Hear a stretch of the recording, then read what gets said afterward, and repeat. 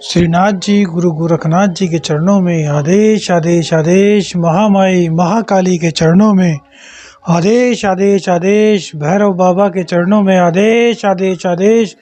नवनाथ 84 सिद्धों के चरणों में आदेश आदेश आदेश। भगवान दत्तात्रेय जी के चरणों में आदेश आदेश आदेश। महामाई जगत जननी के चरणों में आदेश आदेश। आप सभी को आदेश आदेश। बात चल रही है नव वर्ष की।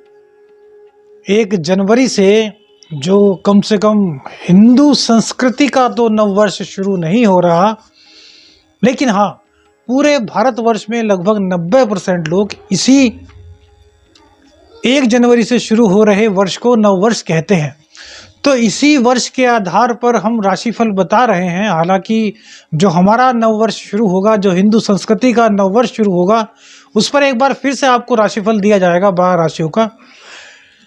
लेकिन आज बात करते हैं कन्या राशि की।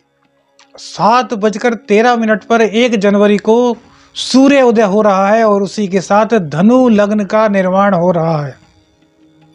सूर्य बुध की स्थिति धनु लग्न में बनी हुई है, जो कि सभी राशियों के लिए बहुत ही शुभ है। मेष, वृष, मिथुन, कर्क और सिंह के बारे में आपको बता चुके हैं। आज बात करते हैं कन्या राशि की। तो कन्या राशि के लिए यह नववर्ष क्या क्या सौगात लेकर आ रहा है, इसी के बारे में आपको बताएंगे। भैरव जयंती 15 जनवरी को मनाई जाएगी। भैरव जयंती में महाकाल भैरव बाबा का शराब से रुद्राभिषेक किया जाता है। इस रुद्राभिषेक में आप घर बैठे प्रतिभाग कर सकते हैं। हमारे मोबाइल नंबर पर जो नीचे चल रहा है, उस पर अपना गोत्र, अपना नाम और अपने पिताजी का नाम भेजकर आप इस रुद्राभिषेक के महान पुनीत कार्य में सम्मिलित हो सकते हैं। दक्षिणा जो आप चाहें वह भेज सकते हैं। 1 रुपये हो, 51 रुपये हो, 51,000 हो या 5100, आपकी श्रद्धा पर। बस हमारा कहना है कि भैरव बाबा से जुड़िए, भैरव बाबा की कृपा प्राप्त कीजिए। बात करते हैं कन्या राशि की। तो कन्या राशि के द्वितीय भाव में केतु देव की उपस्थिति है। धन भाव, कुटुंब भाव में केतु देव की स्थिति हमारे हिसाब से शुभ कही जाएगी। क्यों? क्योंकि तुला राशि के जो मालिक हैं शुक्र देव, वो शनि देव के साथ बैठे हुए हैं और शनि देव अपने घर में हैं। तो भैया, कुटुंब में कुछ अनुबंध थी तो वह अनुबंध समाप्त हो जाएगी।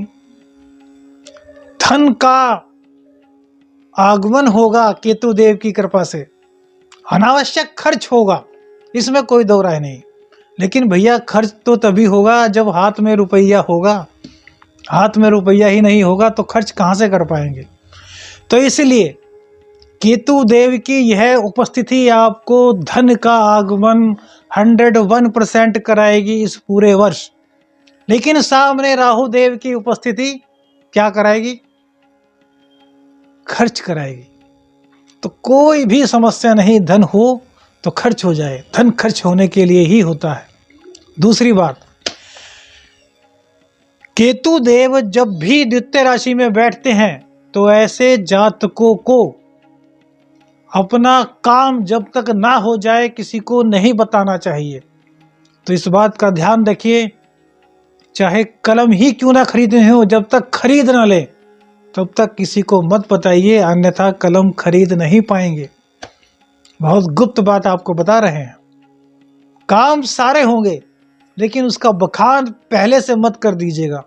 होने के बाद ढोल पिटवाइए, मजीरा बजवाइए, शहनाई बजवाइए, जो आपकी इच्छा वह करिए। लेकिन जब तक काम नहीं होता तब तक किसी से भी मत बताइए। आगे बढ़ते हैं। नवम भाव में सूर्य और बुध एक साथ विराजमान हैं। बुधादित्य योग का निर्माण हो रहा है। चतुर्थ भाव में दशम भाव के जो नैसर्गिक कारक होते हैं वह आकर विराजमान हो गए हैं। तो सूर्य और बुध की यह स्थिति आपके सुख में वृद्धि कराएगी। लग्जरियस लाइफ की ओर आप अग्रसर होंगे। लेकिन चूंकि सूर्य देव है, गर्म ग्रह हैं, तो थोड़ी सुख में अर्थात घर में कलह की स्थिति बन सकती है। कलह की स्थिति ना बने इसके लिए क्या करें? तो भैया प्रत्येक रविवार को आदित्य हृदय स्तोत्र का पाठ करना शुरू कर दीजिए।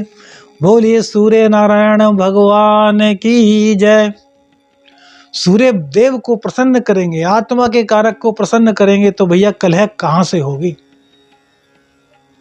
गोचर में स्थिति बन रही है लेकिन पुरुषार्थ सबसे बड़ा है। पुरुषार्थ यदि आप करेंगे, दुष्प्रभावों को समाप्त करके सुअवसर सुप्रभाव लेने के लिए आप सबसे अग्रिम पंक्ति पे हो जाएंगे।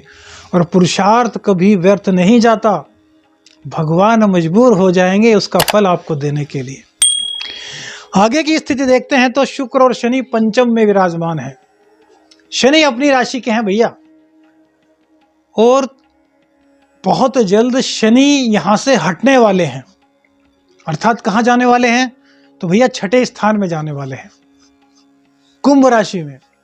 कन्या राशि के लोग लगभग 14 वर्षों से जो संघर्ष झेल रहे हैं वह संघर्ष अब समाप्त होने वाला है।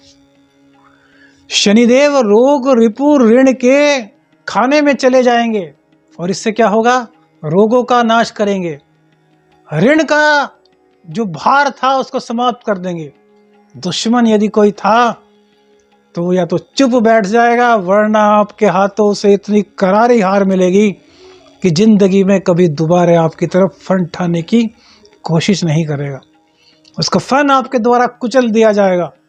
कन्या राशि के लिए महाशुभ समय 14 साल के वनवास के बाद आ रहा है।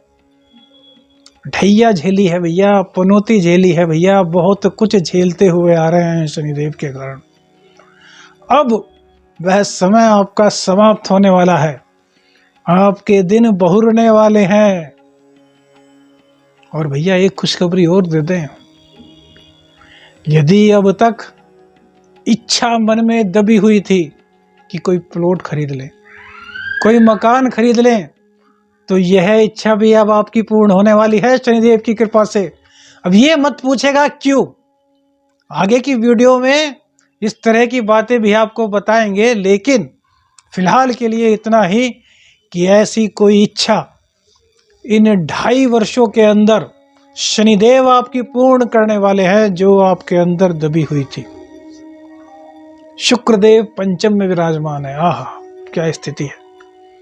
शुक्रदेव जब पंचम में विराजमान होते हैं तो कहा जाता है कि ऐसा व्यक्ति पूर्व जन्म में साधनाओं का फल अपने साथ लेकर आता है, अर्थात तो पूर्व जन्म का साधक होता है। तो भैया यदि आप साधना के फील्ड में हैं तो शुक्रदेव आपको अध्यात्म की बरसात कर रहे हैं। टिप टिप टिप अध्यात्म की बरसात हो रही है, आपके ज्ञान चक्षु खुल जाएंगे, आज्ञा चक्र पर आपके कंपन महसूस होगा। थोड़ी साधना करके देखिए। हंसा का जाप हमने बताया है अपनी वीडियो में, उस हंसा का जाप करेंगे, कुल 1 महीने में रिजल्ट आपके सामने होगा। पूरा वर्ष आपका साधनाओं से मिलने वाले तेज में तेजोमय हो जाएगा। बस आवश्यकता पुरुषार्थ करने की है। हमने बताया ना, पुरुषार्थ सर्वोपरि है, कर्म सर्वोपरि है। भाग्य का साथ तो हमें मिलेगा क्योंकि हम प्रारब्ध से लेकर आए हैं, और जो प्रारब्ध से भाग्य का साथ लेकर नहीं आए वो अपने भाग्य को अपने पुरुषार्थ, अपनी साधना, अपनी इच्छा शक्ति के बल पर जागृत कर सकते हैं। यह हमारा पर्सनल अनुभव है। यह क्योंकि अघोर कुंडली है तो इसलिए इसका जो भाग्य फल है, जो भविष्य फल है, वो सबसे जुदा है। आगे की बात करते हैं तो गुरुदेव अष्टम भाव में, गुरुदेव सप्तम भाव में विराजमान है, और सप्तम भाव में गुरुदेव का होना भावनाश की स्थिति उत्पन्न करता है। लेकिन चूंकि गुरुदेव अपनी राशि के हैं, इसलिए दाम्पत्य जीवन में चल रही परेशानियों को ये संभाल लेंगे। दाम्पत्य जीवन की दिक्कत तो उत्पन्न होगी, लेकिन आप अपने साहस से, आप अपनी बुद्धि से, आप अपने ज्ञान से उस संकट को निवार देंगे। पवन तनय संकट हरन मंगल मूर्ति रूप, राम लखन सीता सहित हृदय बसहु सुरभूप। बोलो सियापति रामचंद्र की जय, पवन सुत हनुमान की जय। तो भैया हनुमान जी की साधना तो आप लोग कर ही रहे हैं, अब शिव शक्ति या फिर भैरव जी की साधना भी करना शुरू कर दीजिए, क्योंकि ये दोनों साधनाएं आपका जीवन तार सकती हैं।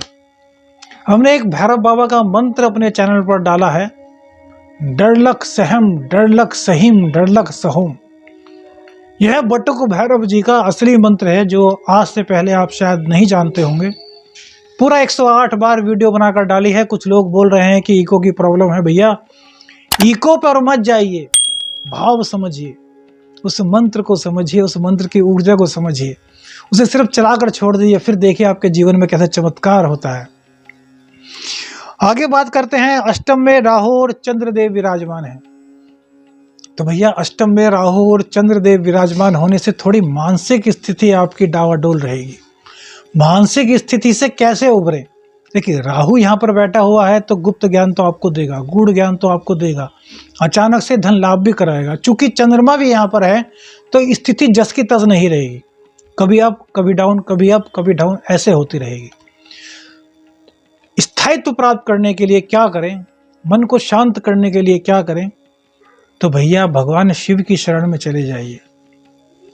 भगवान शिव को 4 सफेद रंग के फूल जो आप चाहें वो हर सोमवार को अर्पित करना शुरू कर दीजिए।